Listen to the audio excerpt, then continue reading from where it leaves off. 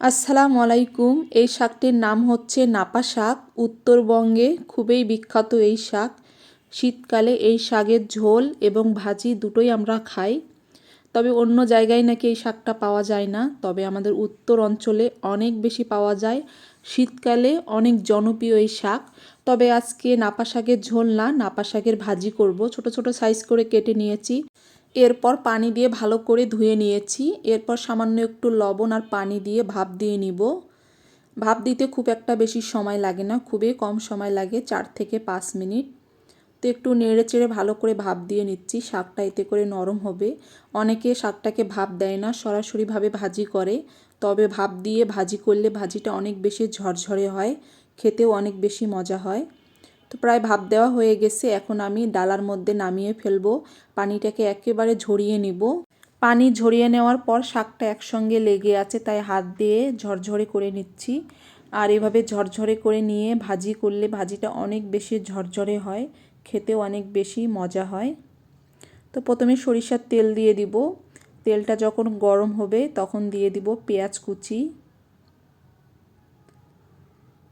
কাঁচামরিচ ফালি, শুকনো মরিচ 2টা ছোট করে কেটে দিয়েছি, রসুনের কোয়া কয়েকটা।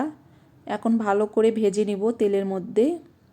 কিছুক্ষণ ভেজে নেওয়ার পর আস্ত জিরা দিয়ে দিব সামান্য একটু। এরপর ভালো করে ভেজে নিব। ভেজে নেওয়া হয়ে গেছে, এখন এখানে শাকগুলো দিয়ে দিব। সামান্য একটু লবণ দিয়ে দিব। আগেই সিদ্ধ করার সময় একটু লবণ দিয়েছিলাম, তাই পরিমাণটা জেনে বুঝে দিতে হবে, তা না হলে কিন্তু বেশি লবণ হয়ে যাবে। এখন ভেজে নিব। আর এই শাক থাকলে আর কি লাগে, গরম গরম ভাতের সঙ্গে নাপা শাক অনেক বেশি মজা লাগে। আমার কাছে তো অনেক বেশি ভালো লাগে, খুবই পছন্দের এই শাক নাপা শাক।